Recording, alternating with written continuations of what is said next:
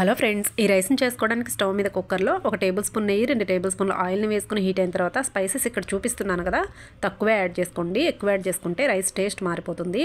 ఇప్పుడు పెద్ద సైజు ఆనియన్ని సన్నగా కట్ చేసి వేసుకుని లైట్గా కలర్ చేంజ్ అయిన తర్వాత 1 టేబుల్ స్పూన్ అల్లం వెల్లుల్లి పేస్ట్ని వేసుకుని పచ్చివాసన పోయేంత వరకు ఫ్రై చేసుకున్న తర్వాత 3 పచ్చిమిర్చిని సన్నగా కట్ చేసి యాడ్ చేసుకుని ఒకసారి కలుపుకొని ఉంటే ఒక పెద్ద సైజు ఆలుని పెద్ద ముక్కలుగా కట్ చేసి వేసుకొని ఒకసారి బాగా కలుపుకోండి.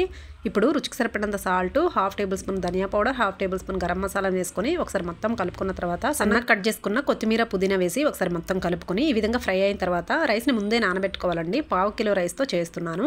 1 గ్లాస్ రైస్కి 2 గ్లాసుల వాటర్ని పోసుకొని ముందే నానబెట్టుకుంటే రైస్ పొడి పొడిలాడుతూ వస్తుంది. ఇప్పుడు మొత్తం యాడ్ చేసుకున్న తర్వాత ఒకసారి మొత్తం బాగా కలుపుకొని సాల్ట్ ఒకసారి చెక్ చేసుకోండి. ఫైనల్గా కొంచెం లెమన్ని పిండుకోండి, రైస్కి మంచి టేస్ట్ వస్తుంది. ఇప్పుడు మొత్తం కలుపుకొని మూత పెట్టేసి మీడియం ఫ్లేమ్లో 4 విజిల్స్ వచ్చేంత వరకు ఉడికించుకోవాలి. ప్రెషర్ మొత్తం పోయిన తర్వాత మూత ఓపెన్ చేసి చూస్తే చూడండి రైస్ ఎంత పొడి పొడిలాడుతూ ఎంత చక్కగా వచ్చిందో. వీడియో నచ్చితే లైక్ చేసి షేర్ చేయండి.